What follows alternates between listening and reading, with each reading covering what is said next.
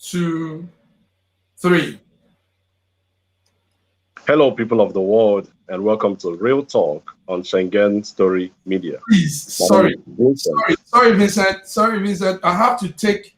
We have to go off. Sorry, I did Okay, that. the both of you, it has to be me alone. Okay. Sorry, I'm sorry.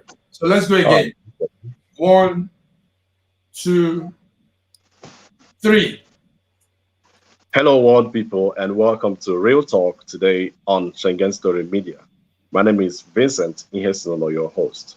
Remember that Real Talk is the platform where we talk about everything that matters around the world and give you incisive analysis on same. Before we go ahead, we would run through the headlines making the rounds around the world. But I have to introduce first the members of the panel today, the Real Talk gang today. Uh, we have in the studio today Dr. Colin Uju. He's been here before, and it's always a delight to have him around. Dr. Colin, all the way from UK. You're welcome to the program today.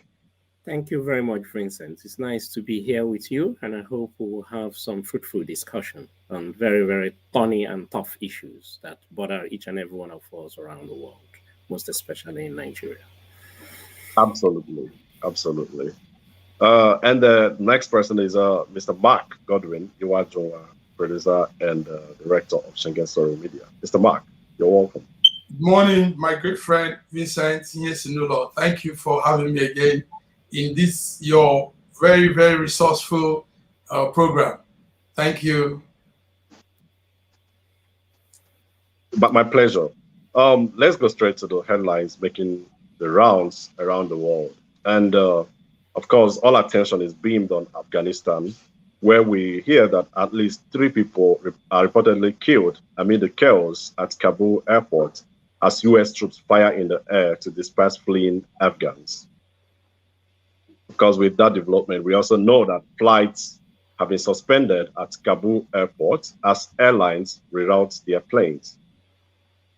Meanwhile, there are few commercial flights coming in over Afghanistan. And from the US Defense Secretary has said that the world is a more anxious place since Taliban's return to power. And in Malaysia, we hear that the Prime Minister of Malaysia, Muhyiddin Yassin, has tendered his resignation to the King, Minister of Science and Technology and Innovation, Khairy Jamaluddin. This was announced this Monday morning on his Instagram account. And from the Middle East, we get report that 4 terror suspects have been killed, 1 injured in a gun battle with Israeli troops in Jenin. Border police say troops came under heavy fire as they entered the Palestinian city on an arrest raid. Meanwhile, no Israeli soldiers were injured. And from Haiti, we get report that the death toll on the Haiti earthquake, from the Haiti earthquake that happened, has risen to almost 1,300. We'll be talking in details shortly after after these headlines. And in Africa, we get a cheering news from Zambia that Zambia's veteran opposition leader, Hakainde Hichilema, has won the Southern African country's presidency after taking more than 50% of the vote. Now, what that will mean is that the elections were free and fair, and I believe other African countries, especially Nigeria, would learn a lesson, from that exercise from Zambia, our sister country. And with that, we round off on the headlines making the rounds around the globe. Let's go straight into other topics for discussion around the world. And of course, we have our searchlight beamed on Afghanistan, where after the exit of the United States, the country has fallen to the Taliban's, where a lot of things are going on. People want to escape. The Taliban has taken over, and there is palpable fear all over the land. The fear of Taliban rule. Remember that Taliban rules became notorious for punishments, including public executions for convicted murderers and amputations for people found guilty of theft. In fact, the name of that country has changed by the new leadership to Islamic Emirates of Afghanistan. So there is this fear around the world about women women who were almost completely excluded from public life, such as employment and education, with girls aged 10 over discouraged from going to school. Even before now, the militant group has also banned television, music, and cinema, and destroyed non-Islamic relics, such as in 2001 when the famous Bamiyan Buddha statue in central Afghanistan was demolished. Now, let me bring in our discussant, Dr. Colin here. Dr. Colin, you saw what's going on in Afghanistan. Everybody's scrambling to safety with the United States exit from that country. What's going through your mind when you look at the visuals we see on the television screen? Thank you, Mr. Vincent. I think what we are seeing here, it's to some people, it's like it's taking them unawares, but to many, we know it will come to this. Let me just take you a little bit back to history.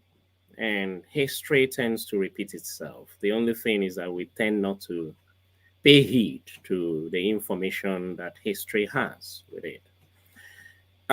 We all remember that around the 18th century, 1839 thereabouts, there was this British expedition in Afghanistan, and we know how it really didn't pan out well.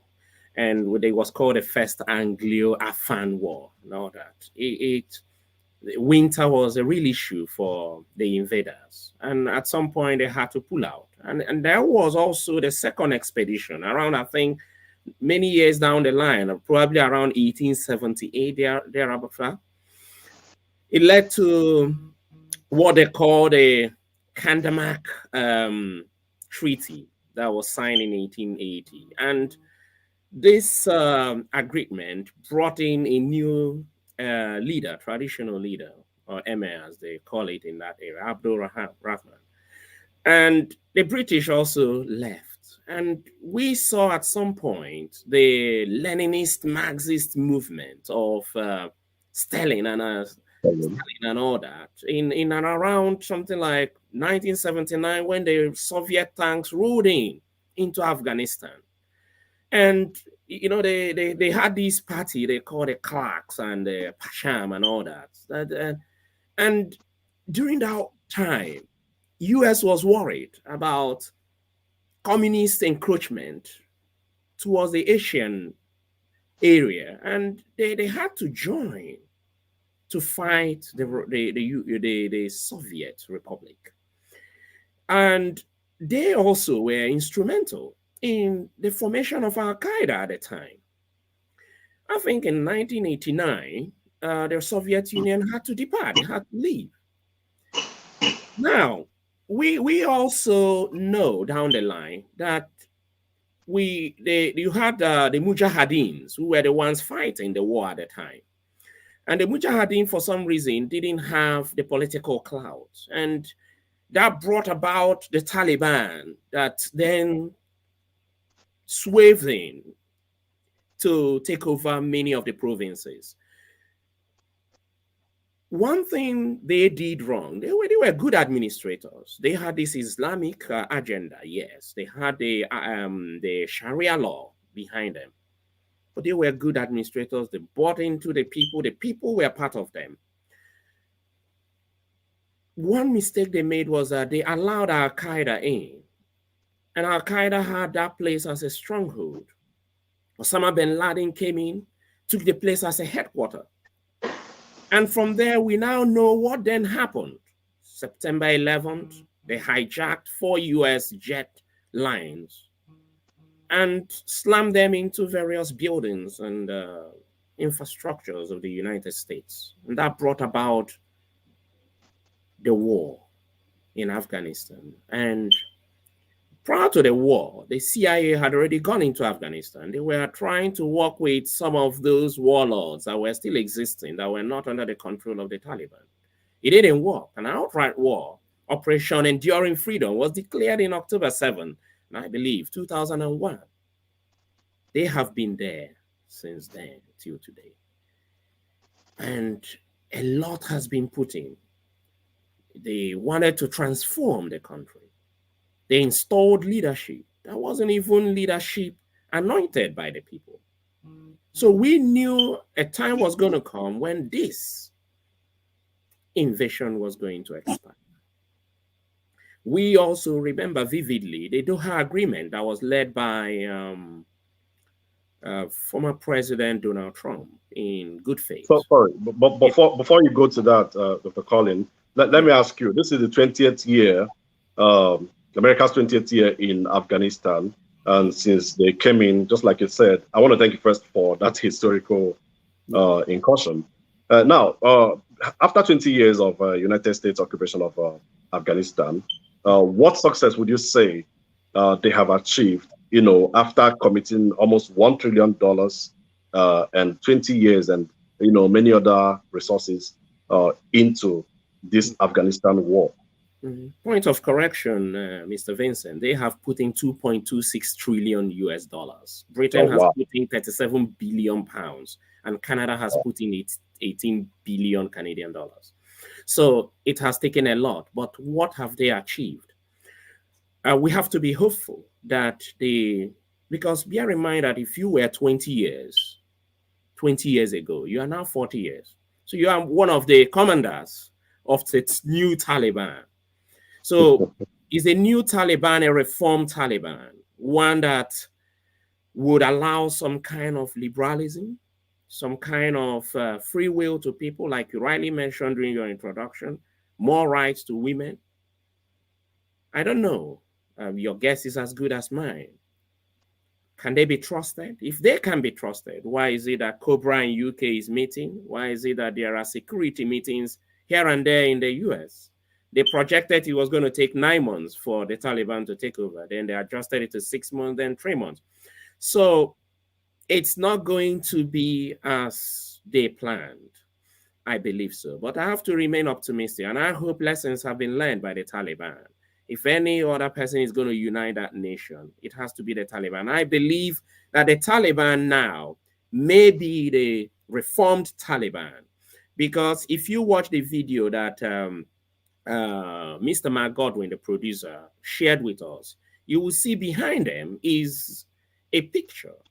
Don't know whether it's a painting by somebody contemporary or something historical painting behind of Jesus Christ actually preaching to his disciples. I know Jesus is also a prophet of Islamism, but here you have it behind, and proudly they are sitting, having it all there.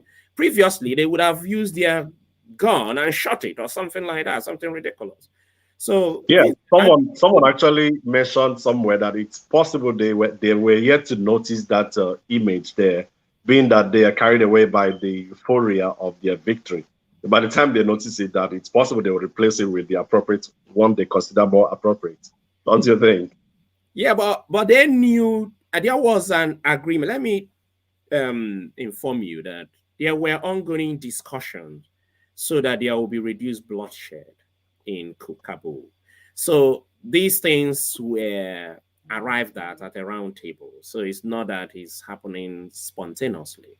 So it was already agreed that there will be that kind of handover, a transition government, and the president was going to go on exile or leave. Okay. Thank you very much. I like the fact that you expressed optimism about a born-again or a rebranded or a 21st century Taliban government. To confirm that also, I think their spokesperson, Mr. Shaheen, while talking to BBC, also expressed their desire to give access to women, to be educated, and women, meaning that women would have to be allowed to go to school and be allowed to work, and also be allowed to leave their homes without a male accompaniment, but they would be expected to wear their hijab. They promised to respect the rights of women.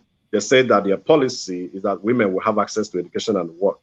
They also have ordered people not to leave the country, that they would need all the talent and the capacity, to grow the new country. But let me ask you, Mr. Mark, from what Collins said, the historical reference he made, Britain, well, Britain has been there in the 18th century. Russia has been there and failed. Now, US, if I talking about the Mongolians were also conquered by the Afghans, years back, centuries back. The British came and left, defeated. Russia came and left, defeated. US has gone in, spent 20 years, and came out with their tails between their legs, however they want to put it.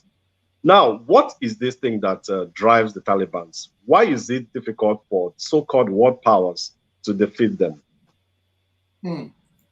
That's a very good one. First of all, may I say that this is brilliant discussion going here. Dr. Uju is giving us great insights. And I wish a lot of history students will be listening to this. Coming to the Afghanistan situation, it's a serious thing happening there. Right before our eyes, events is proceeding, and some of these events also is out of control. What we see is a country that is landlocked with a different mindset of people. The Afghans are people that have a totally different mindset. And out of that territory, we see the Taliban. The Taliban are Islamic organization, militant one for that matter, with that Sharia belief. They believe in Sharia, even though now they are trying to say it's an innovative kind of Sharia law. So, but it's something is really brewing there, and that could boomerang around the world. It could have some effect around the world, obviously. Why the Western world probably could not have had control over the Afghan is because the West don't really understand these people very much. And that's why you see America and some of these NATO organizations putting out institutes and structures inside Taliban, Kabul, to study the people, to understand the people. But it's still hard for them to do that because these are first of all, these are hardened people. They are, the land itself is landlocked with mountains and hills and thick forests. And so people coming out from such a location have a different kind of mindset from what you have here in the West. So they are. In other words, you mean that they are ideologically driven, and it's actually difficult to conquer, ideologies. If a war being fought with ideologies, right? That's it. That's more like what I'm trying to say. So you have a situation where we're looking at a people that are hell bent in their ideology and hard to conquer. And they have been fighting all their life. Yes, and when you have this belief of dying for Allah and going to heaven to get 7 virgin, obviously, whoever thinks like that doesn't see death as a deterrent. They don't see death as a deterrent. Exactly, they don't see as we see. So he wants to die. He wants to die. He has something better waiting for him, like he believes. So this makes them also think hardcore. Their thoughts are hardcore. They go all out for what they want to do. They go all out. See how they're just taking over the whole country. Now, Afghan is being ruled by an Islamized organization called Taliban. That's just what it is. And the great Dr. Uju has given us some high points there. So yeah, I'll come back to Dr. Colin just in a moment. I like the fact that you mentioned a lot of people have said it, a lot of scholars have said it, how difficult it is to conquer, a people driven by ideology and a people who's known war, who's been fighting all their life. But looking around the world, especially, let's beam our searchlights now on Africa, our dear Nigeria. We have a similar situation in Nigeria, Dr. Colin. And are there lessons to learn here, considering that we have a group of people with similar tendencies in Nigeria. For instance, you know, in the north, they are practicing Sharia. In fact, in Kano State, we have the Hisba police who seem to have grown stronger than the state police. And again, we are facing this terror threat by bandits, Boko Haram, headsmen, you know, masquerading in different forms, but targeted towards a common goal. Is Nigeria facing any such threats of, well, the terrorists, the people, terrorists in Nigeria taking over government any soon? Thanks, Mr. Vincent, and thanks, Mike Godwin. Just before I answer the question, let me add some few points to what Mike Godwin said earlier. As you well know, or may have envisaged, the topography of Afghanistan helps for guerrilla warfare. It's highly mountainous and a lot of forest as well. And these mountain alpine areas are intertwined with Pakistan, sorry. And because of fate, what it means is that these Taliban warriors can easily run into Pakistan. They can easily go into natural caves and hide, and all these heavy bombing by America may not get to them. Number two as well is that there is something, a resentment to the invasion idea. Anybody that is coming into that country is seen as an invader.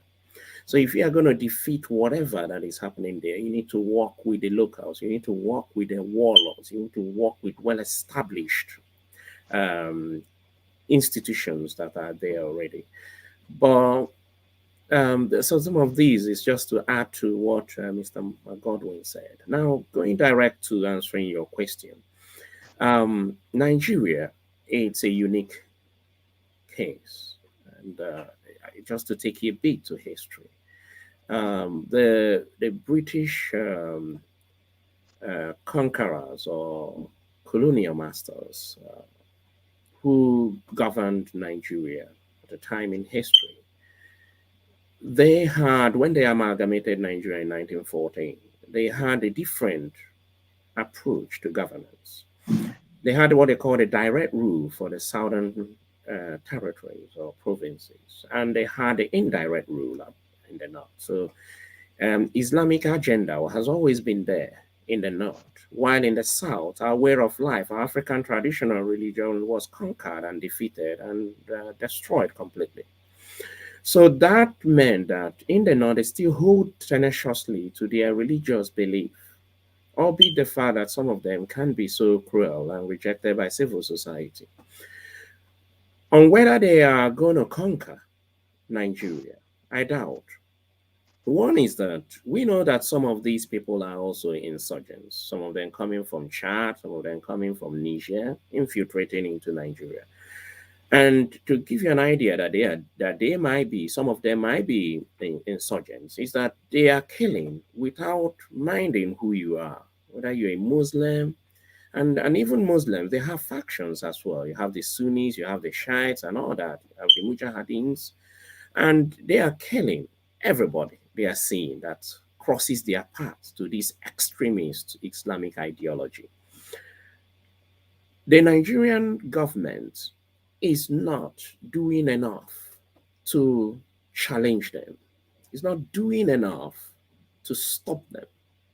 There is and sometimes playing the devil advocate, when the Nigerian government wants to take them up directly, you see tribalism start playing.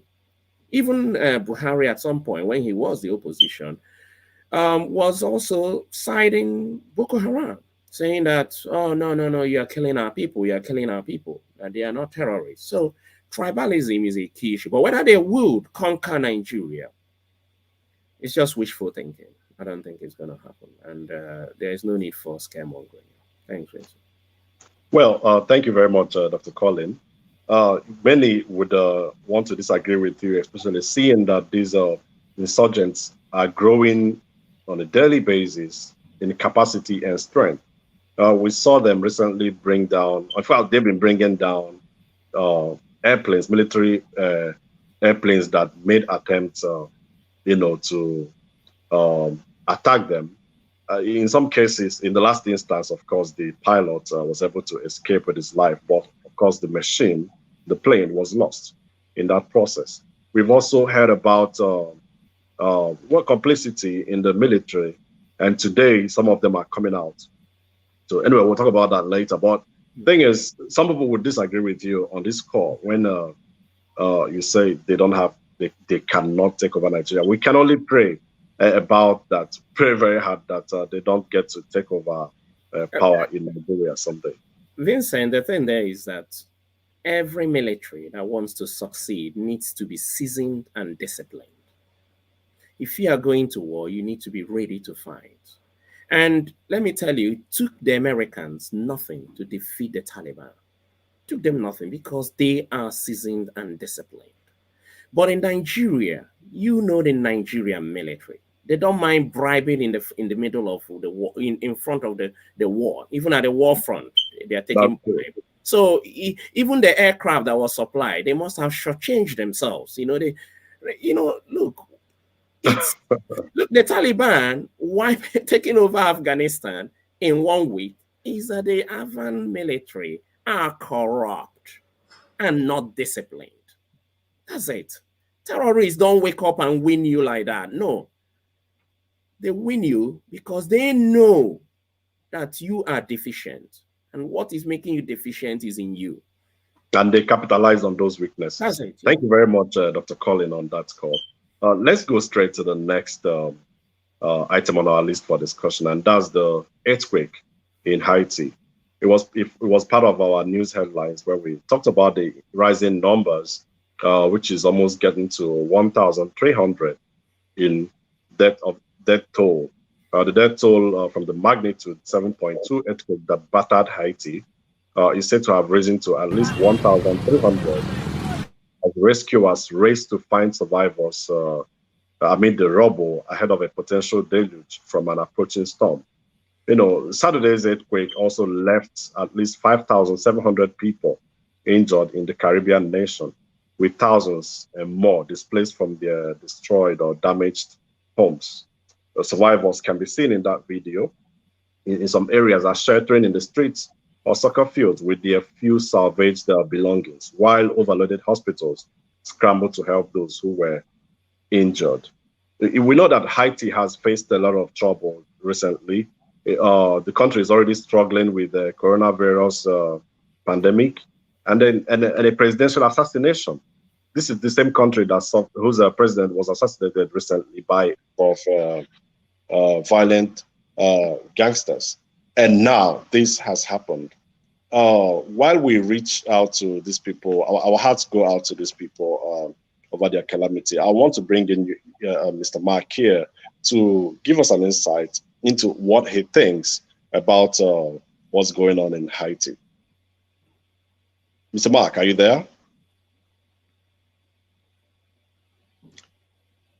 Mr. Mark? Yeah, can you hear me? Okay, if Mr. Mark is not available. Can you hear me, Mr. Mark?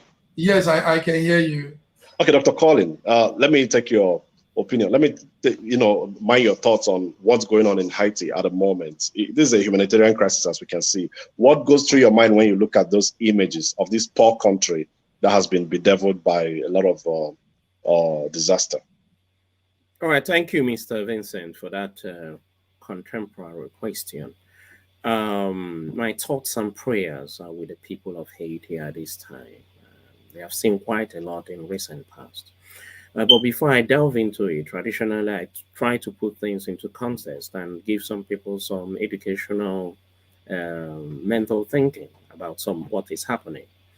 Because I read somewhere where somebody said that they believe a lot in witches and all that, and that is why they are suffering. But that is completely not true. Now, I need to take you a little bit to what is happening in the ground. Okay, in the ground, the earth has a lot of these plates. We call them tectonic plates. And where these plates meet, you form what we call fault lines. And you see a lot of these fault lines around the western coast of America, right off from Canada, right down to United States of America, Mexico, Chile, right to the end of South America. And within the Caribbean area, you have this concentric ring of destructive fault lines. These destructive fault lines are also seen in the Pacific area around Japan, right down to the to Australia and New Zealand. So that's where it curves up. And also you see it also around the Mediterranean belt or sea. You see it a little bit. So Africa is spared. Where you're living, Vincent, is spared. Where I am is also spared. So these things are happening underneath. There are many things that can cause tremor. Volcano can. But these are the key things. And you have what we call an epicenter. An epicenter is where it shakes the most.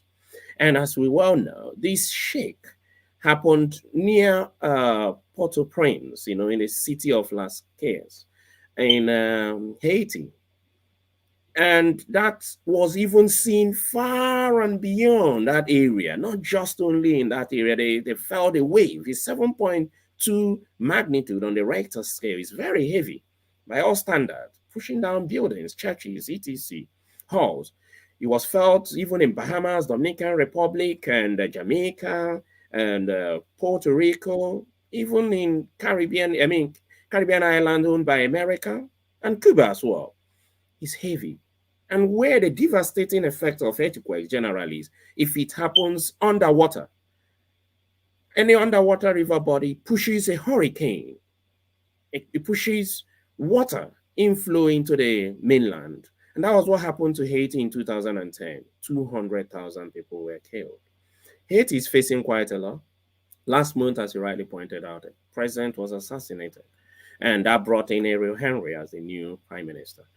So they are facing a lot. It's a humanitarian issue. And I think it is time for the international community to come to the aid of Haiti. This is time. If there is, I know that Biden has given an order for that support, and I believe that other countries are doing more. But the thing is that they do not, they don't intervene till the end. They intervene at some point. They just abandon these people to their fate. So I will leave it at this, Mr. Vincent.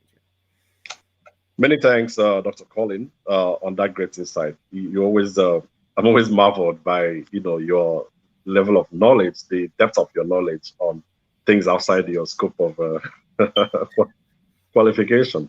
Mr. Mark, I was trying to get to you the other time. Yes. Can you hear me now? Yes, very clear. I was hearing you that time too. Can you hear me? Yeah, I can hear you now. Good. Yes, Dr. Collins has said it all. Like he said, he gives very good insight into issues. Oh yes. What we see in Haiti is very sad. As of this morning, 1,300 people are dead under those structures. I mean, imagine a building collapsing on people, and that's not really. It's sad. It's gruesome. It's really, really sad. So, like Dr. Idru said, people don't come to the aid that much to the Haitians when these catastrophes happen, and we'll be having it. In fact, as at last week, we were still talking on the refugee settlement in Port-au-Prince, where about 1 million point something people are there, refugees living without being cared for. In fact, the facilities provided is below human what normally they give to refugees. They are living more like in shanties and not too pleasant living condition. So Haiti is going through so much, coupled with the president that was killed, that was assassinated, and so much going on politically. There's so much confusion in Haiti now. Right about now, Haiti needs intervention. In fact, the satellite should be reduced on Afghanistan and more on Haiti, because you're talking of situations that are naturally caused. It's not their fault. This comes upon them, but these other people are doing things as they want to. They are rearranging their own political structure. But Haiti is facing things caused by circumstances beyond their control. So the world should look to Haiti, United Nations, America. Everybody should set their eyes there, help them, save people, and bring Haitians back to life, bring them to how life should be for them in the ways they think is best. Thank you very much. Thank you, Mr. Mark. You gave me the human touch. I've seen all these things happening in Haiti, makes me, want to cry. Imagine living in such a country where you are living under permanent, threat of natural disasters all the time. If you're not being pursued by natural disasters, criminals, violence, gang violence, you're living under such threat. But beyond the speeches, long speeches, and sympathy messages from people around the world, are there more that the world can do to save Haiti from, future occurrence of this kind of events, Dr. Collins? Yes, Mr. Vincent, there is quite a lot that can be done. There is a lot that has not yet been explored. And I know that there was a time not long ago where we had the Oxfam scandal, and it had to do with Haiti, where Oxfam, a charity organization that went to intervene, many of their staff were abusing the young girls sexually and all that. So, and we know as well the fact that there is corruption, massive corruption in the country. So many of the aids given by the international community may not be filtering down to those who are in need of it. But more can be done. And what are the things that can be done? Number one is, we know that the first thing that natural disaster does is to destroy the infrastructural layout of that country. And infrastructure, I mean, is electricity, road, network, water, resources, and all that. So the international community can directly contract for these things to be repaired to a standard that is appreciable. Number two as well is that the international community, as this has happened, should send emergency relief to these people, and also to send emergency personnel to arrive immediately to help to find people. People are even under rubble as we are talking. Bring the heavy equipment that is needed to do this job. Let us not leave it to their fate. And number three again is that we need to also support them in their their desire to live as a democratic country. So they need support. They need support in the electoral process. They need support in their leadership as well. And look at the video there. You can see that they're using bare hands to move boulders. There is no sign of heavy lifting equipment there. So they immediately need help. And like Mr. Mark Godwin rightly pointed out, we need to move right into people suffering from natural disasters than those who are trying to restructure themselves or what I will call human disaster. That is more or less their own, what they brought to themselves. But here we have people suffering from what they do not know, and the world needs to come in and help. Now also their hospitals are already in a shambolic state at the moment. They need to bring in medical aid as well, and to help those who are injured and those who are mentally traumatized and all that, to help them to come out of this conundrum they find themselves. Thank you very much, Dr. Collins, for that detailed submission there. I want to believe the United Nations and all of their global bodies are listening, to take the expected step and save Haiti, the Haitians in this regard. Remember, Haiti is the country of popular entertainer, musician Wyclef Jean, and so many other people from that part. Wyclef, incidentally, has been living in the United States. He escaped the poverty in Haiti and has been living in the United States. He also made an attempt to govern Haiti at a point when he went to contest for the presidency, but he was disqualified because they said he has lived outside Haiti for over 10 years. Our hearts go out to the Haitian people, and we hope that this will turn out for the better for those people. At this point, we will take a short break, and when we return, we'll be looking at the Nigerian army and the repentant terrorists, then the mockery of Christianity in Nigeria, and a lot more. Please stay tuned.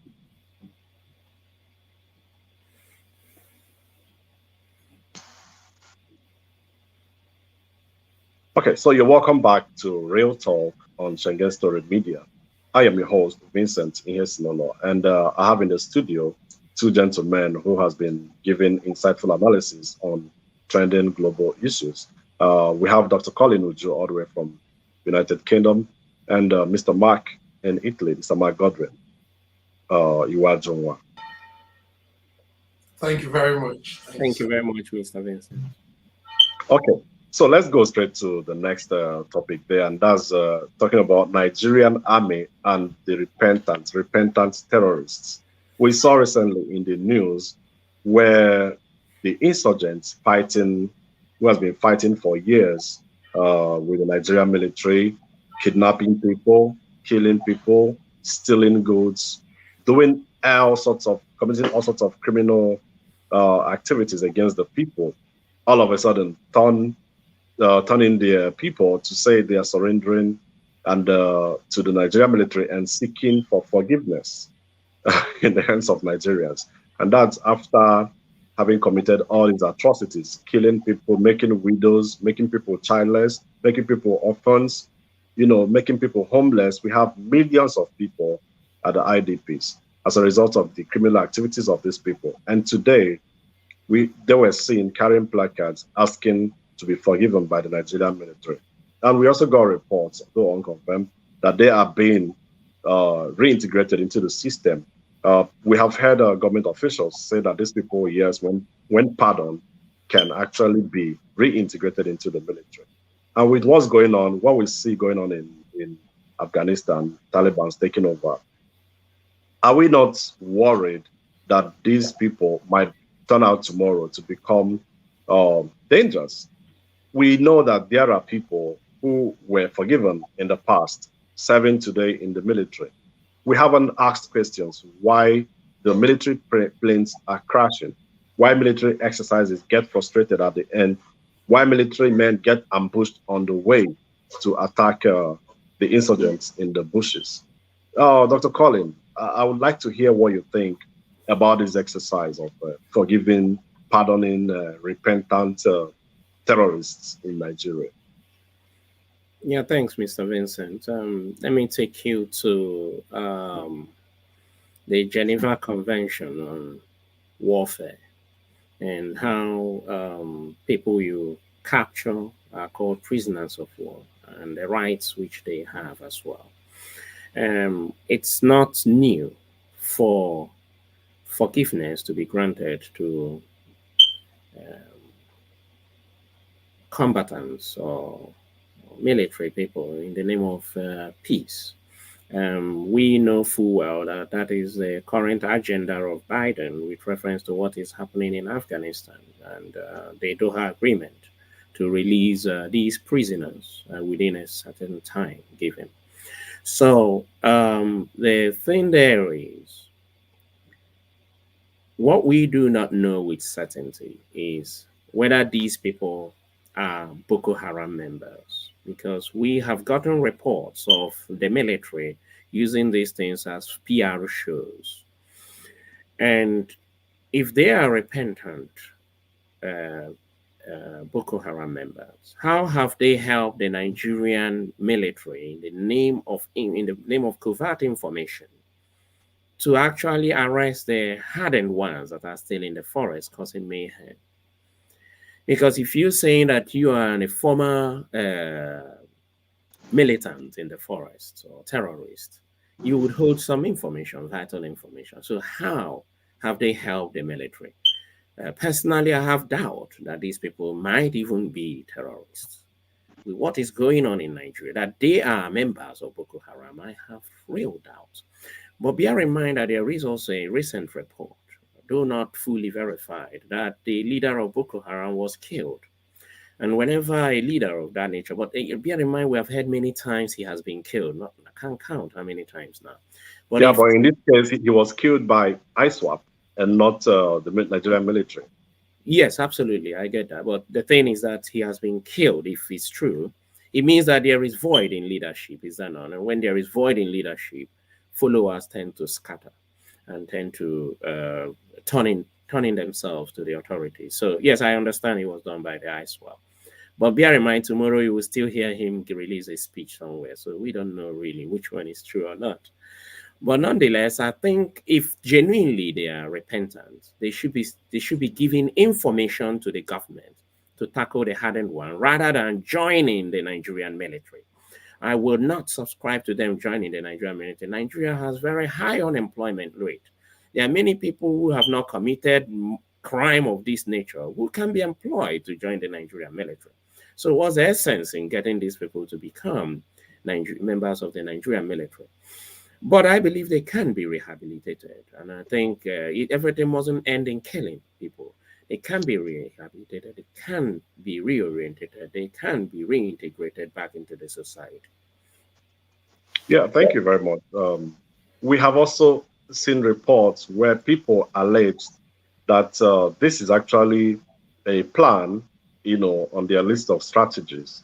When it looks like the military is beginning to pound them, or when they become choiceless, they, adopt this measure, understanding properly the Geneva Conventions you cited there, and knowing that they are entitled to such rights if they voluntarily turn in themselves to the military forces. Now, we have also seen instances where so-called repented insurgents returned to the trenches to continue fighting. We had one that happened in Kaduna when one of the repented ones lodged in the hotel by the government, being fed after some weeks, escaped and went back to the forest to continue with his thriving business of kidnapping and cattle rustling. Now, I wonder what, Mr. Mark, I'm coming to you now. What the government is supposed to do? What advice are you giving to the Nigerian government and Nigerian people in this regard? Yes, thank you very much. That whole scenario, that whole arrangement, Vincent, I think is still not concrete enough. How do a people come out and say they are no more so, and you just accept them, begin to give them clothes, food, house, and say you're rehabilitating them? All that is cranky. You see, Nigerian government and the army, the military organization need to understand how these things work, even though there are laid down procedures for it, even though we know if a person surrenders, yes, due to the Geneva Convention, such a person is taken back and rehabilitated. But it has to be done orderly. It has to be done also in an organized manner. Now, these men were armed to the teeth with very hard weapons. Where are those weapons? How do they say they've repented? And we're not talking about the weapons they were using before. They need to surrender those weapons out. They need to bring out those weapons. They need to even probably take the soldiers to their weaponry, their armory, where they keep these things. They can't just come out like that, like civilians, and say we're no more. I mean, what are those things that could be traced to them? Arms, and some information also that could be useful, instead of just taking them in, rehabilitating them. we need to, because it's a fight against terrorism, it's a fight against banditry and kidnapping and all these things. So it's not a love situation thing there. Yes. Go ahead. Thank you, Mr. Mark. And again, I like the angle you brought in there. But again, looking at it from another perspective, you see that there are victims. The victims created by these people are still languishing in the IDP camps. Very good. Most of them. How would the government be rewarding, treating the so-called repentant terrorists even better than the victims who have been chased away from their homes, who have been living in IDP camps under inhuman conditions? That's actually where there's a question mark, and for the government to, yes, we know that the Geneva Convention is there, but people believe that these people should be tried according to the laws. There's something missing. There's a missing link there. Okay. Yes, now they need to bring in some form of intelligence into all that repentant thing. Intelligence in the sense of, like you said, we need to get information of their operation, the past operations. How have they been going on? And sponsors mainly, because most of the people you see are foot soldiers and not the big guys. Not the big guys. Then also, like Dr. Ju was saying, how are we sure these are true Boko Haram soldiers? How one of the news claimed that there is a so-called PRO, their public relation officer. Now, how does a PRO of such a huge organization like Boko Haram just surrenders and we just accept it? Oh, come in, your sins are forgiven. I mean, well, in my opinion, even if let's even assume it's a PR stunt, it's a very poor one. It's poorly thought out. Because what the people want to see is the demolished camps of the Boko Haram and not repented insurgents. We want to see Boko Haram groaning under, military bombardment. We want to see the military planes that have been paid for, put to use at the Boko Haram camps and not repented men. That's not what we want to see. These guys have killed people. They deserve to be treated mercilessly by the military. But then, whatever we see, we take, and from here, it's good to know that Nigerians are awake and listening and complaining, calling out the Nigerian military to do the right thing. If whatever is good for the goose is good for the gander too.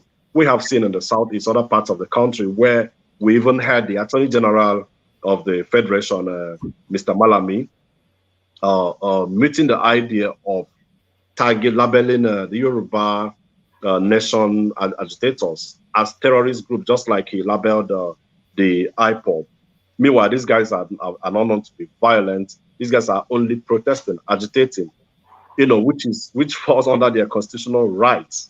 A lot of things that the Nigerian government are doing wrong makes it suspect that the government is actually in support of these activities. You cannot be treating such insurgents with kid gloves when actually you have the military equipment to prosecute the war against these people.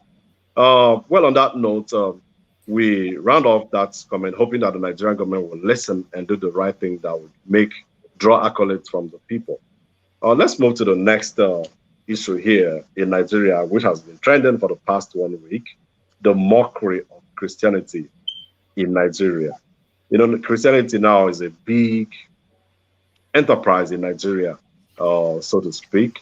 The churches are booming. There are big churches. There are churches everywhere. Churches are ubiquitous. On every street, you see churches, different signboards, different branches of big churches, all over the place, scattered all over the place like business centers. And then the kind of tales you hear from these churches actually are mind-boggling. A popular preacher and prophet in Nigeria, TB Joshua, who died recently, was called out by another controversial pastor, Chris Okotie. Chris Okotie said TB Joshua was a wizard. That is this and a man magician. That was with this Roman official. The Bible calls him, number one, a sorcerer.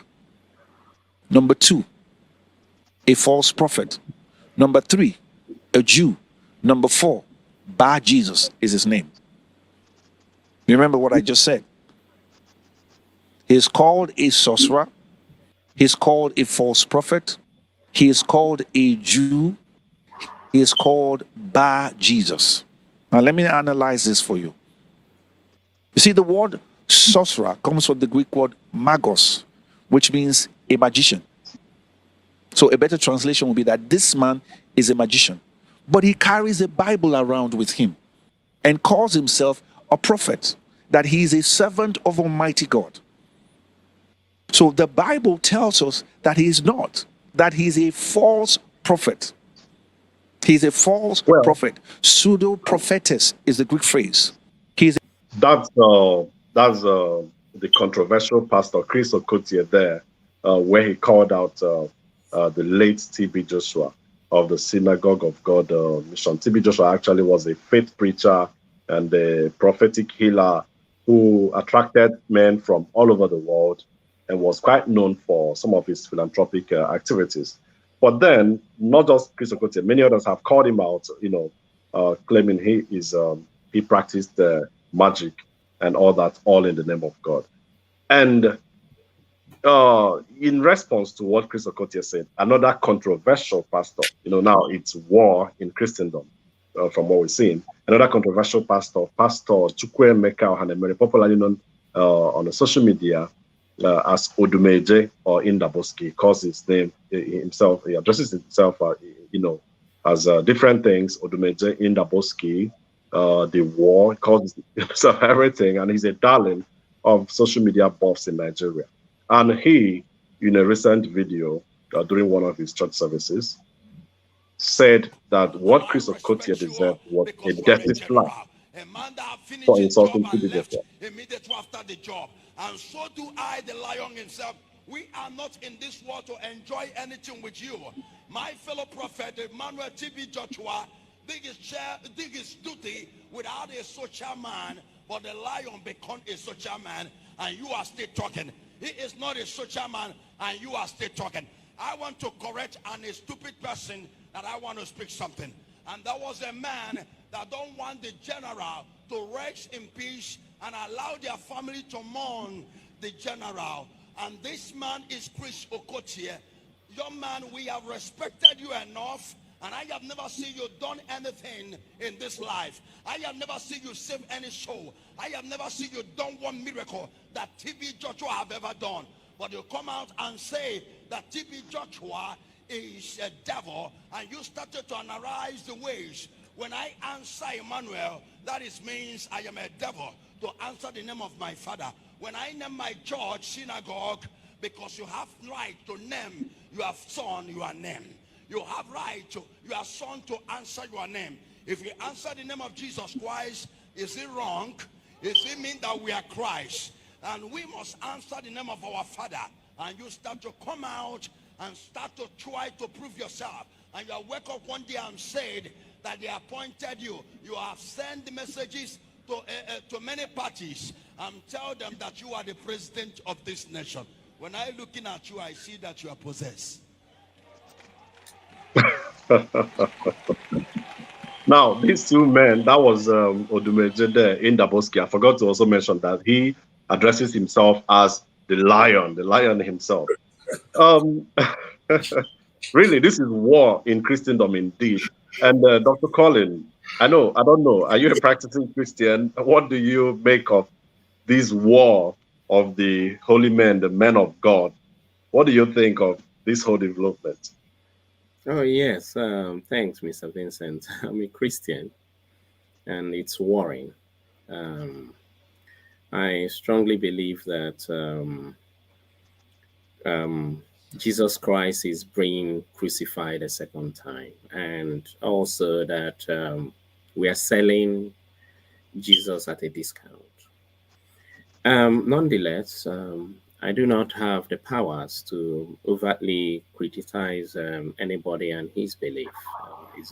We have freedom of religion, freedom to practice whatever we want to practice. And I want to take you a bit through the annals of history on what has been happening with Christendom. Christianity is a way of life, and no matter what comes to it, it will surely survive. We also have heard about the Reformation era, and where it used to be Catholic faith predominantly, and the Reformation era brought in the Anglo-Catholics and all that, and how the king at the time, Henry VIII, was quite forceful around transformation and ensuring that something like Virgin Mary is not even talked about. And now you can see that we have passed through those phases. We are now in the era whereby Christianity is now like a showbiz. It's like kind of macabre dance. And we are now being forced to be along with it. But nonetheless, let's understand that it is a religion, highly revered by many, and is a religion of salvation for humanity. Even the civil society, the laws of the civil society today all over the world has borrowed a leaf from what Jesus Christ has actually mandated us to do: love one another as he has loved us. So whether it is worrying, yes, it is indeed.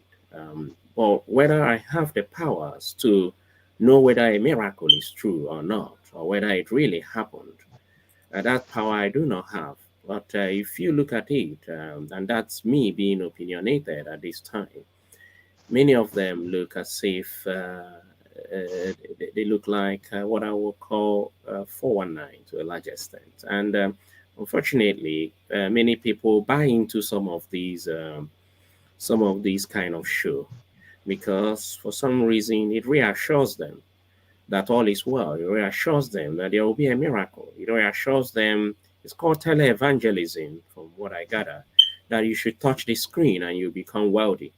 If you want to be wealthy, go and work. Go and use your brain. That is how to become wealthy. Jesus Christ is not about wealth. When Jesus Christ talks about wealth in the Bible, he's talking about the wealth of the spirit. The wealth Okay. So all right. We'll get back. We'll get to that one where they talk about wealth. Thank you for that insight. Mr. Mark, Christianity, like Colin said, is actually meant to preach salvation, most importantly. But here we have seen these men of God act as judges and gods of men. What have you got to say to that? We are seeing comedy being played out in the name of Christianity. That's what I would say.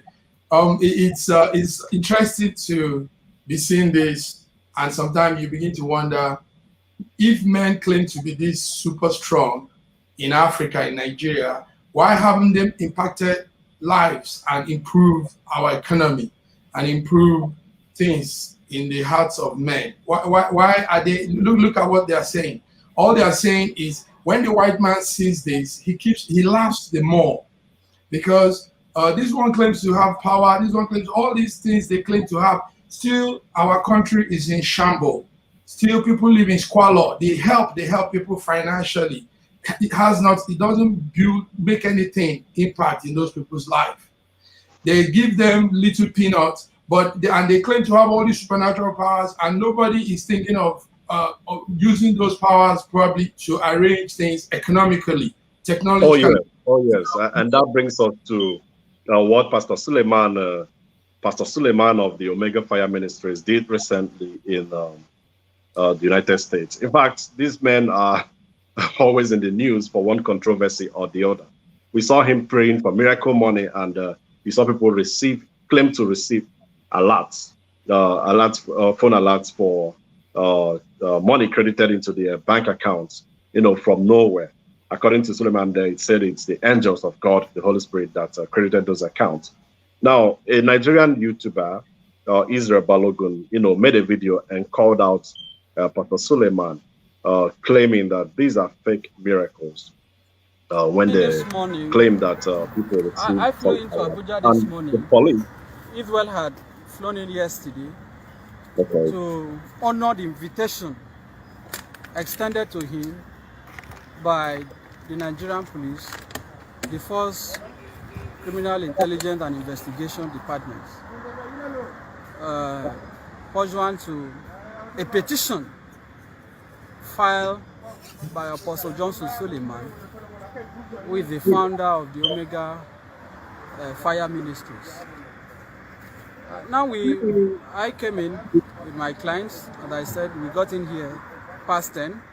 If you look at the time, this is some minutes past 7. So cumulatively, we have spent over 7 hours, over 8 hours, 8 hours plus, just to respond to a petition over what I consider to be a very funny allegation made by Suleiman, because he had alleged that he commanded angels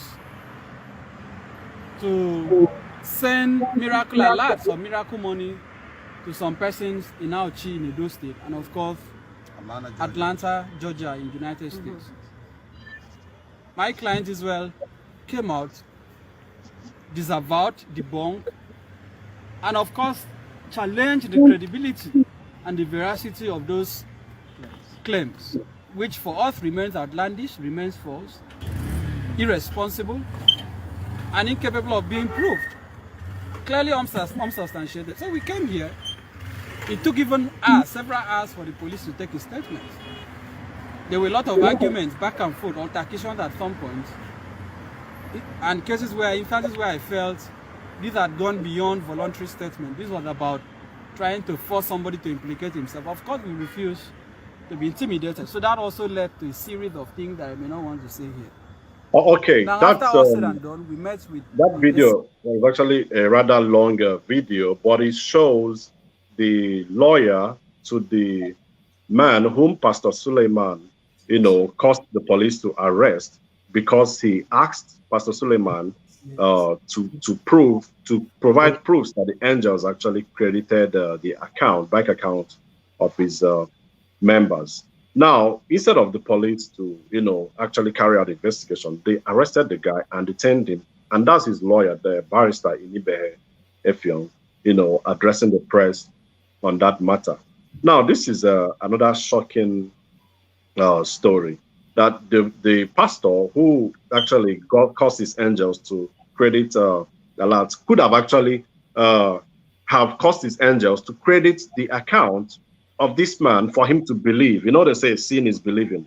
But he didn't do this. Instead, he called the police to arrest the guy and detain him for hours on end. Are you not scandalized by these developments, Mr. Mark? It's all funny. I'm red with laughter here because we keep making a mockery. So we keep making a mockery of real serious things. The things of God are genuine. Actually, God is real, and His operations are real. But when it comes to this, it becomes a mockery. It becomes like a child's play, as if we're playing Papangolo in a backyard when we're like little kids. And you just said that. You just said something very important there. He could have just said, okay, angel, send money to this man so this man can see that what is happening is real. I mean, that's simple. If he's sending money around the world to Atlanta, to people in Edo State, then do the same to this particular, just this one person, so that this one person could have that benefit of doubt that it's exactly. And the lawyer even went ahead to ask him to come to the aid of Nigeria. Nigeria needs money. Yeah, what I'm even saying is all of these things adds up to the mockery and to the childishness of so-called pastors. You see, they are turning it into something else. And the Bible also said this, that at a point, because they have reached their saturation point, at a point they will he will make a fool out of them. They'll be making funny, foolish things. All of that still says, even at what they are doing, we still don't have anything progressive in our country. All this whole thing adds up to nothing. You give somebody 1,000 naira in his phone. After that, what next? I mean, look at the country. We're still backward in everything.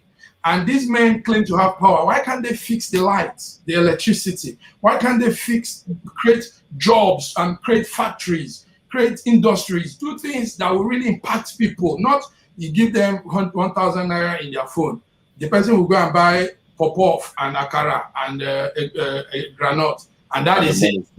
And I mean, all this. What is all this? It's childish, my brother. Dr. Colin, you want to say something on this? Yeah, just to add to what Mark said, like I said, this is opinionated, and if you check the Bible, you see that Jesus doesn't even do his miracle to authenticate anybody or to convince anybody. He's led by the Spirit. So that's their own argument. They can argue that fact that, look, I was led by the Spirit to pay this money into the other person's account. But nonetheless, another thing is arrest of Israel Balogun. I hope he has been released. From what I heard, he has been released. Is that not correct? It's correct. He's been released. So I think it's a good thing. It was absolutely wrong to have used the enforcement agents of the country to do this kind of operation. And we have been seeing this a lot. Remember the Hush Puppy Abu Kari case and the person arrested and tortured? Remember that's the reason why we had a SARS protest. The brutality of the police and SARS protest, yeah. So these things need to stop. It doesn't make sense. If he wants to take a case, it's not a criminal case. He Suleiman, can take a civil case against Israel Balogun, and when he gets to court, he will be obligated to explain how the miracle money got into these accounts. So because you have to establish the premise before you can now logically lead to a conclusion that this guy is defaming your character or whatever. Absolutely. So it's outlandish, as the lawyer rightly said, and I don't think it's going to end any soon, because generally in Nigeria people like all these miracle things and they believe so much in it. But we need to start moving forward and leave all these religious gara-gara. I call it gara-gara because it's just nothing. Actually, there is no end. There is no end to the kind of funny stories you hear from churches in Nigeria. The next one we're going to talk about is not a miracle this time, or it's beyond a miracle. It's more than a miracle that a pastor of a church who was, attending to a troubled marriage ended up marrying the wife of the member who came to report his troubled marriage to him. And that member actually went to social media to publish photos of his, traditional marriage to the woman in question, his traditional marriage and his wedding, some 11, 12 years ago. He posted everything on the social media. He also did a video explaining everything about their marriage.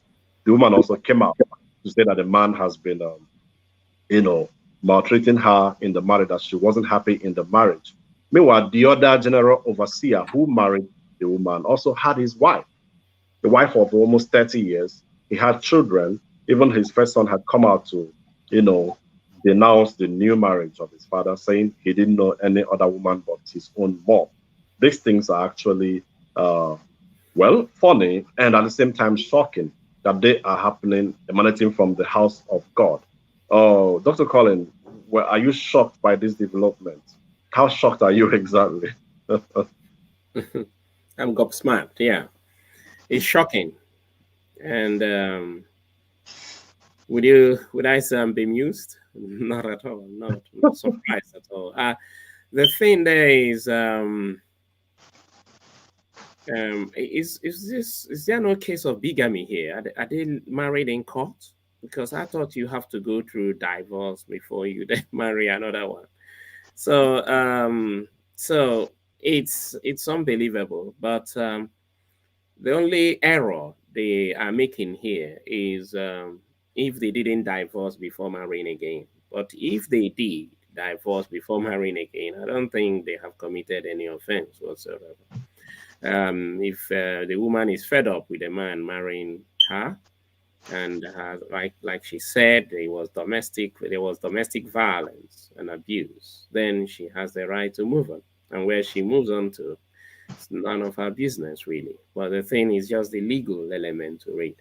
And number two is were they having an affair prior to this? Was the pastor having an affair with a woman before this? And whilst being married and being a pastor as well, it makes everything so complicated. It makes everything so dirty and not so clean. But nonetheless, that's Christianity, in a new form of Christianity in Nigeria. And I think we can do better than this. Yeah. Well, thank you, Dr. Colin. I like the legal angle you brought in. But incidentally, in this case, there was no court marriage. They were just wedded in the church and in the traditional ways. And from the records available to us, there was no refund of dowry, from the woman's family to the former husband, before she moved on. Same way for the pastor who recently was said to have celebrated his 30th marriage anniversary to his first wife, and all of a sudden, boom, he weds this other woman. Those are the kind of things we see in the churches. Mr. Mark. Well, sorry, Vincent, to interject before you go in, Mr. Mark. The Suleiman, I also heard that he said that the God revealed to him not to appear in court. Yes, he said that.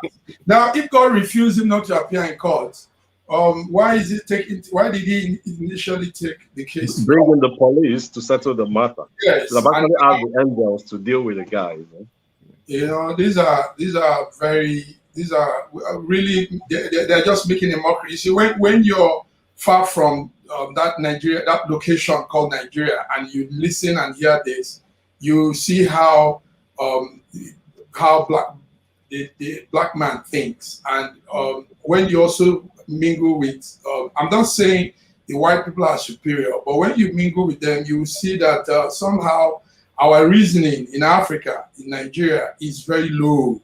The things we take as priority, the things that matters to us are things that are of no consequence. No, you begin to wonder what brought us to this level of life where we reason like this, we do things like this. Why do we do like this? I mean, talking about spirituality in this form, making something very, very serious. Our spiritual life is a serious thing. It's not a joke. Jesus did not come to die for people to be making all this stuff and doing all this. And like Dr. Uju said, which I'm now thinking, Jesus did not authenticate his miracles. He doesn't need to prove to people who he was. And that was because he was serious. It's a serious thing. So, but it came to Africa, and look how it's been played out, making a mockery of it, turning it to child's play, even if probably the other man has true confirmation that angels were doing this. But the way he presents it now becomes like a child's play. The way he puts it out to the public, you now begin to wonder if he's serious. So, but if it were these other people, the Westerners, they wouldn't go about it like this. Smooth. Thank you. That's all right, Mr. Mark. You were almost had me thinking you are one of those pastors too. Someone challenged me and said, "Oh no, that Jesus authenticates. He told the leper to go and show the priest." But the thing we have is that people don't read the Bible. Okay. If you go to the Old Testament, the only person who can certify a leper free is the yes, because no matter what healing you get anywhere, that was the tradition then. Yes. So he was sending the leper so that he can be certified free. Yes. Free, before he can rejoin the society. Exactly. Exactly. Before we go ahead, I want to make it clear to our viewers that we have nothing against these pastors or their churches or even Christianity. We are only reacting to the stories emanating from, those churches and Christendom. Okay, let's go ahead to the last item on our list, and that's the botched sit-at-home strategy of the IPOB in Nigeria. Remember that last Monday, the indigenous people of Biafra, IPOB in Nigeria, had declared a sit-at-home every Monday, starting with last Monday. They said they're going to be doing that as a way of protesting against the continued detention of their embattled leader, Mazi Nnamdi Kanu, who's under detention with the DSS in Nigeria, Directorate of Secret Services in Nigeria. Now, that policy actually made a lot of condemnation from, well, around the country, from majorly from the Igbo tribe, the Igbo elites. Those people who argued against it actually said it was going to contribute to killing of the economy, the poor economy of the Southeast, people of Igbo land. And in reaction to that, the leadership of IPOB issued a statement calling for opinions from people, whether they should go ahead with the every Monday sit at home or, make some adjustments. At the end of the day, they came out with an order saying that they would be sitting at home no longer on Mondays, but on each day that their leader would be going to court in Nigeria. That sounded more reasonable to people, but we're surprised today, Monday, that people defied that order and are sitting at home. The streets of the Southeast are deserted, and people who are responding to the earlier cancellation of that order are being chased home, by IPOB enforcers, sending them home to go sit down. And this means that the foot soldiers are now going against the order given by the top hierarchy of IPOB. Dr. Colin, you have always followed this development, from the Southeast, from the IPOB brothers. What do you have to say about this development? Does it mean that all is not well in IPOB? I don't think it means that all is not well in IPOB. I think IPOB is a well-organized organization. So although Nnamdi Kanu is being incarcerated, I think they have a chain of operation. So I don't think so. I think this is more or less like a reflection on their own part, which is a kudos to them. And when somebody does something right, we give the person credit. I think they have reflected, because one thing with Igbo person, an Igbo person might put himself at risk, but when it comes to his children, he takes that seriously. So remember, there was a NECO exam that many of them have already missed, and WAEC as well, a NECO maths exam they have missed, and I heard WAEC maths also is on a Monday. So if they continue, therefore, these children are going to miss both maths. And maths is crucial if you're going to gain an admission into the university, no matter the subject, it seems, actually. So I think it wasn't a well thought through action, but they have reflected on it and reneged. Now, there is a disconnect generally in every movement like this between leadership and followership. So you will be seeing sporadic reactions here and there where people are still thinking that there is still that sit-at-home order. Nonetheless, I have to mention that, look, they have the right to shut down. Don't get me wrong. They have the right to decide to shut down. It's a peaceful protest. But as they shut down, I want to also remind them that, look, there are many lives that are being put at stake here, and they need to factor that in as they shut down and as they protest. Let them not do more harm than good. So that's just the only thing I have to tell them. It's not violent. It's although we have cases where they were implementing this sit at home and people were violent on others. I don't think that is an order from the leadership of IPOB, but like you rightly say, there will always be a disconnect. And But the leadership of IPOB need to know that they will still be blamed, even if they didn't give that express order for people to do all those things. We also saw where they burnt a bus, the Young Child Group bus that was traveling. Some of those things do not present IPOB as a non-violent organization, so they can renege on some of those things and move forward in a more civilized approach. Okay. Thank you very much. I like that insight you gave him there. Mr. Mark, are you with me? Okay, yes. There you are. You see what's happening in the Southeast. Are there ways, do you have words of advice for IPOB and the other agitators on how best to go about their agitation, without harming the economy of the Southeast, without harming themselves, and without causing more violence? Thank you very much. It's an organization that has they have their advices, and they do their thing, not minding people external advice. But for the sake of voice and speaking out loud, we need to keep saying what we're saying. They initially made the error of that sit-at-home Monday. Like Dr. Oju said last week, our youths, our students, Southeast students of Nigeria missed out in the NECO maths exam and some other exams. And the Ministry of Education is yet to think about rearranging that exam for the Southeast. So we hope they will do, being that also the Minister of Education is from the Southeast. So we hope they will rearrange that, because maths, like Doctor said, is important. It's a key subject, a core subject for most courses now. So our student missing that out is sad. So, but with that also, Vincent, our great IPOB is an organization that they have their ways of doing things.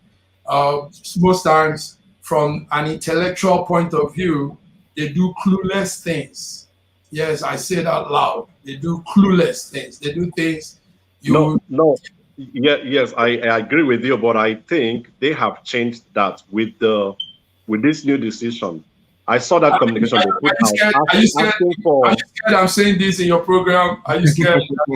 No, I'm not scared of anybody. No. I say, of course, this is real talk, and we say it the way it is on this program. Exactly, what I'm talking about is, you do well, we give you props. You don't do well, we mention it. But in this case, I must comment IPOB, for listening. They listened to the opinion of people and decided to cancel it, especially the top hierarchy.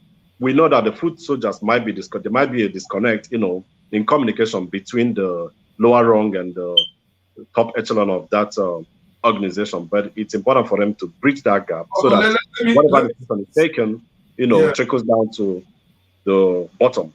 Let me say this before you round up, sir. It was a good thing even we saw that sit-at-home last Monday. You know why? It exposed how badly structured our roads in the Southeast is. The Igbo road is terrible. I mean, I was following the sit-at-home from all corners, various people that did live videos. What I noticed was the road. And that's why we shouldn't do no more sit-at-home. We need to sit upright now and find how to arrange our region. The roads are all bad everywhere, from Abia to Imo, from Anambra to Enugu, from Enugu to Ebonyi. The roads are terrible. It's a shame. It's a shame. That's true. You're correct. You're correct there. For a last line, I'll call on Dr. Collins to, having seen that IPOB is beginning to listen to people, what would you tell them? What other ways would you suggest for them to make their voices heard around the world, in Nigeria, and all over the world, without necessarily committing a harakiri? All right.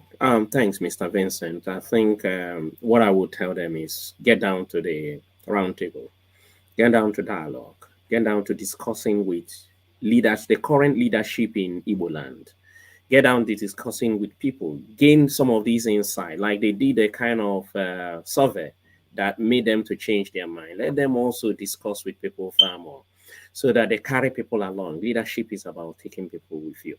So like Mr.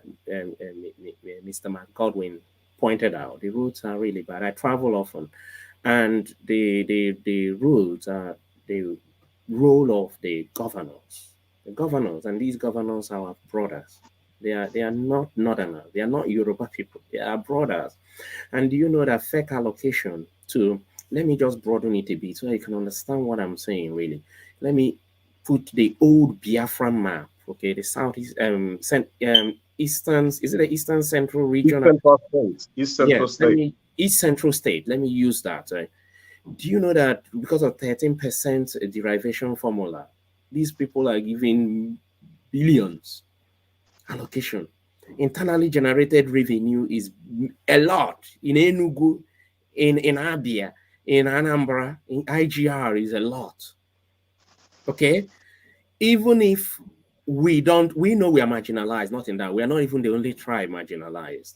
Even if we don't even engage that much in national discourse and use the money we have, do you know we can create Dubai in Southeast, seriously, if we use our resources judiciously, seriously. So, you're on point, Dr. Colin. Yeah, charity begins from home. Let's try and get those. You know, if I cannot change Ibazu, how can I change Buhari? If I cannot change Obiano, how can I change Osibanjo? You know, the person closer to me is easier to change. I should be able to convince my brother than it's easier to convince my Godwin. So let us get back to the drawing board. I thought people are my brothers. You know, let's not make the mistake of Masob, the census mistake, where they said nobody should. My mom participated in that census, and I know what she told us. And until today we are suffering, because if you are not numbered, if you are telling us we are populous people, that is theoretical. It's not written anywhere. And they have released a kind of memo saying that, look, it was a mistake. Let us not make mistake and then correct. It cost us a lot. Let's come back together. IPOB, Masob, all of them. We are all brothers. Sit down. Ohaneze and Igbo, and I have leadership. Now, as in Iwenweze, who said Iwenweze? Igbo has, let me translate it, this is in English, so that Igbos don't have a leader. Igbos having leaders. So let nobody deceive us, but we can come together and get that leader and believe in that leader. Wow. I must thank you so very much, gentlemen, Dr. Colin and Mr. Mark Godwin Iwajunwa. Thank you for your insightful contributions. And on this note, we have to be drawing the curtains on today's program. And I must confess, it's been a very interesting session with you, Dr. Colin Oguzie Uju, a UK-based professional living in the UK there, and Mr. Mark Godwin, the director and the producer of the program. Thank you very much for your time, and enjoy the rest of the day. Thank you. Okay, bye. Thank you. Thank you very much.